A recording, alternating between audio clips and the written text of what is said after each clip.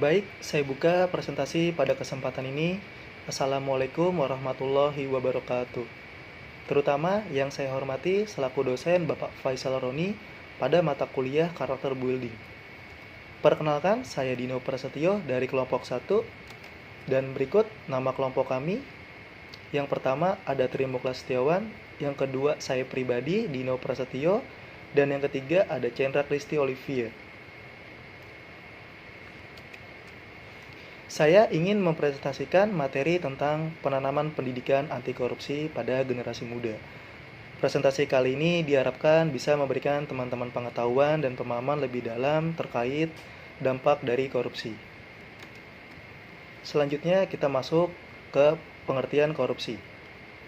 Korupsi merujuk pada penyalahgunaan kekuasaan publik atau jabatan untuk keuntungan pribadi. Ini bisa melibatkan suap, nepotisme, penyuapan, penggelapan dana publik, dan praktik-praktik yang merugikan negara serta masyarakat secara keseluruhan. Dampak yang merugikan dalam berbagai aspek kehidupan. Dalam konteks ekonomi, korupsi menghambat pertumbuhan ekonomi, mengurangi investasi, merusak iklim bisnis, dan menciptakan ketidakadilan dalam distribusi sumber daya. Di sektor publik, korupsi mengurangi efisiensi dan kualitas pelayanan publik, merusak sistem peradilan, serta merongrong kepercayaan masyarakat terhadap pemerintah. Dalam skala yang lebih luas, korupsi juga dapat menghambat pembangunan sosial, merugikan sektor pendidikan dan kesehatan, dan meningkatkan kesenjangan sosial.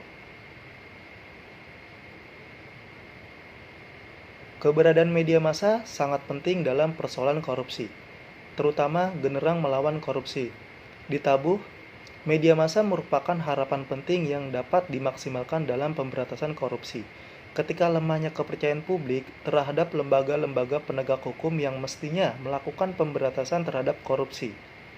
Dalam hal ini, media massa dapat membangun dan menahan nilai-nilai positif kepada masyarakat, membangun budaya bersih anti suap, anti korupsi, dan secara terus-menerus melakukan kampanye anti korupsi sebagai bagian dan penegak integrasi dan perang terhadap korupsi. Mengingat media massa juga cenderung tidak mengikuti penyelesaian masalah korupsi sampai tuntas, maka masyarakat tidak konstan menjaga semangat pemberantasan korupsi. Oleh sebab itu, media harus mendorong munculnya keberanian mengungkap kasus korupsi. Sebab meski Indonesia sudah masuk dalam kebebasan komunikasi, tetapi masyarakat masih saja takut untuk mengungkap kasus korupsi yang melibatkan pejabat publik, tokoh politik, ataupun mereka yang memiliki keistimewaan dalam masyarakat secara sosial dan ekonomi. Karena itu, tidak heran jika ada kasus korupsi yang tidak diekspos ke publik, bahkan penyelesaian kasus-kasus korupsi seolah-olah sebatas perundingan antar pihak terkait yang hanya merujuk kepada penyelesaian administratif dan janji. Padahal di sisi lain, masyarakat berharap ada tindak lanjut yang konkret yang bisa diperoleh melalui pemberitaan media massa. Baik, materi selanjutnya akan dipaparkan oleh Chandra Kristi Olivia, dipersilahkan. Baiklah, terima kasih kepada Saudara Dino. Saya akan melanjutkan penjelasan tentang korupsi. Yang pertama adalah rumusan masalah. Rumusan masalah yang pertama, dampak korupsi terhadap masyarakat dan generasi muda. Yang kedua, tentang pentingnya pendidikan dan kesadaran tentang korupsi di kalangan pemuda. Yang ketiga, bagaimana etika dan integritas jurnalistik berperan dalam mencegah korupsi di kalangan media massa. Yang keempat, apa jenis program atau konten yang sebaiknya disiarkan oleh media massa untuk membantu masyarakat memahami dan melawan korupsi. Yang kelima, bagaimana media massa dapat memastikan bahwa liputan korupsi mereka tidak terpengaruh oleh kepentingan politik atau bisnis. Tujuan yang pertama, membangun kesadaran generasi muda tentang konsep, praktik, dan dampak negatif korupsi. Yang kedua, memiliki pengetahuan yang baik tentang korupsi, termasuk cara kerjanya, strategi pencegahan, dan upaya penindakan. Yang ketiga, tujuan ini melibatkan membentuk karakter dan moralitas mereka sehingga mereka dapat mempraktikkan perilaku yang jujur dan adil dan bertanggung jawab dalam kehidupan sehari-hari. Selanjutnya, ada dua faktor penyebab korupsi. Yang pertama adalah faktor internal. Faktor internal merupakan penyebab korupsi yang datang dari diri sendiri. Yang kedua adalah faktor eksternal. Faktor penyebab terjadinya korupsi karena sebab-sebab dari luar. Dampak korupsi terhadap masyarakat dan generasi muda. Korupsi dapat menyebabkan pelanggaran hak asasi manusia, termasuk generasi muda yang menjadi korban. Misalnya korupsi dalam sistem peradilan dapat menghambat akses terhadap keadilan, sementara korupsi dalam sektor pendidikan dapat merampas hak anak-anak untuk mendapatkan pendidikan berkualitas, mengurangi akses masyarakat termasuk generasi muda terhadap pelayanan dasar seperti pendidikan, kesehatan, dan infrastruktur. Dana publik yang seharusnya dialokasikan untuk sektor-sektor ini seringkali disalahgunakan atau dikorupsi menyebabkan kualitas dan ketersediaan pelayanan publik menjadi terhambat. Korupsi menciptakan iklim bisnis yang tidak sehat dan menghambat pertumbuhan ekonomi. Akibatnya, generasi muda menghadapi kurangnya peluang kerja, kesempatan pengembangan diri, dan mobilitas sosial yang lebih baik. Korupsi juga memperkuat patronase dan nepotisme yang menghambat kemajuan berdasarkan merit. Ketika mereka menyaksikan praktik korupsi yang merajalela, motivasi untuk berpartisipasi dalam politik dan proses demokrasi dapat menurun. Ini menghambat partisipasi aktif generasi muda dalam mengambil peran dalam pembangunan dan perubahan sosial. Merusak upaya pembangunan berkelanjutan dan pencapaian tujuan pembangunan berkelanjutan, seperti pengetas kemiskinan, pendidikan berkualitas, dan keadilan. Dana publik yang seharusnya digunakan untuk pembangunan dan kesejahteraan masyarakat digunakan untuk kepentingan pribadi. Hal ini menghambat pertumbuhan ekonomi dan menghambat pembangunan yang berkelanjutan untuk generasi mendatang. Tentang pentingnya pendidikan dan kesadaran tentang korupsi di kalangan muda. Pendidikan dan kesadaran tentang korupsi membantu pemuda memahami konsep, praktik, dan dampak negatif korupsi.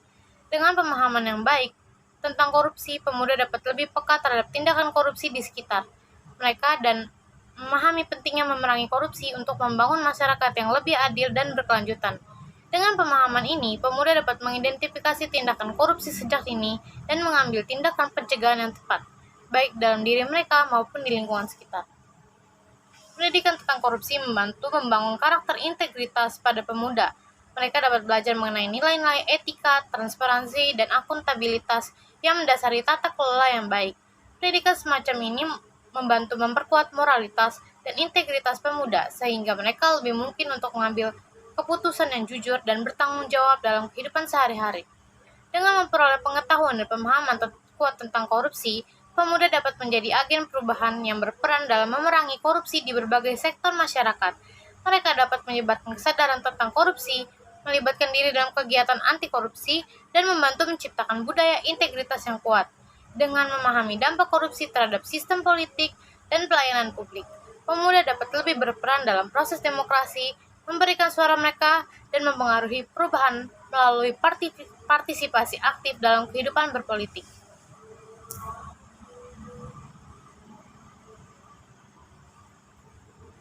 Selanjutnya, saya kembalikan kepada Saudara Dino. Terima kasih.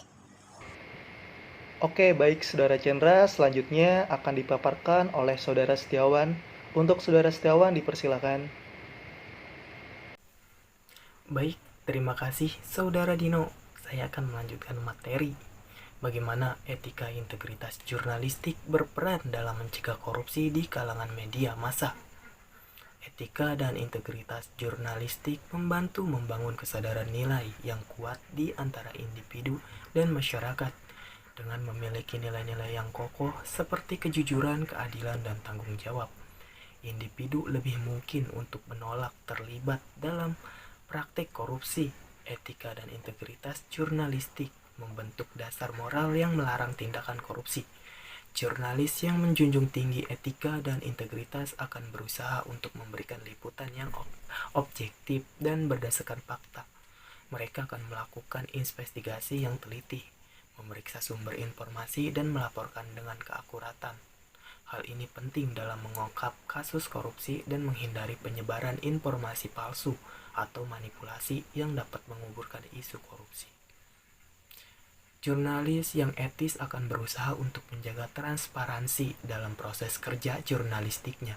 Mereka akan mengungkapkan sumber informasi yang digunakan, mencantumkan referensi yang relevan, dan memastikan bahwa laporan mereka dapat diverifikasi. Dengan demikian, transparansi ini membantu masyarakat untuk memahami lebih baik tentang korupsi dan menghindari manipulasi informasi. Dengan mematuhi prinsip-prinsip etika dan integritas jurnalistik ini, media massa dapat memainkan peran yang kuat dalam mencegah korupsi dengan memberikan liputan yang akurat, berimbang, dan berdasarkan fakta kepada masyarakat. Apa jenis program atau konten yang sebaiknya disiarkan oleh media massa untuk membantu masyarakat memahami dan melawan korupsi? Program pendidikan anti korupsi yang ditunjukkan kepada berbagai kelompok usia mulai dari anak-anak hingga dewasa dapat membantu menciptakan pemahaman yang lebih baik tentang korupsi dan pentingnya melawannya. Konten ini dapat berupa animasi, film pendek, dan seri pendidikan yang menarik perhatian dan memberikan pengetahuan serta nilai-nilai anti korupsi.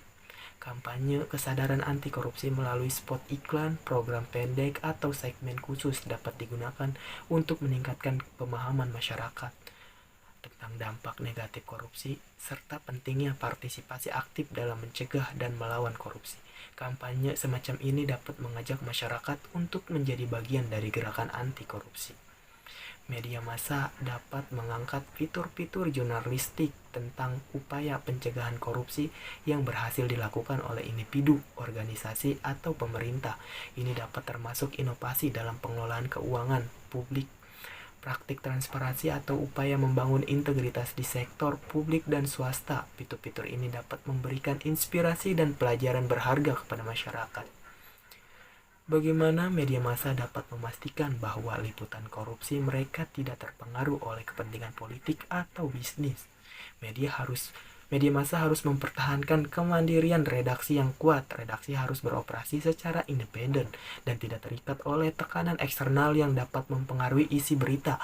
Keputusan editorial harus didasarkan pada nilai-nilai jurnalistik, integritas, dan kepentingan publik, maka bukan pada agenda politik atau bisnis tertentu. Harus memiliki kebebasan untuk menyampaikan berita dan opini mereka tanpa adanya campur tangan dari pemilik media atau pihak-pihak eksternal. Ini termasuk melindungi jurnalis dari pemecatan atau tindakan represif jika mereka melaporkan kasus korupsi yang melibatkan individu atau lembaga yang berkuasa. Media massa harus mengikuti dan menerapkan kode etik jurnalistik yang jelas dan ketat. Kode etik ini harus mencakup prinsip-prinsip seperti kebenaran, objektivitas, keseimbangan, menghindari konflik kepentingan, dan menghormati privasi.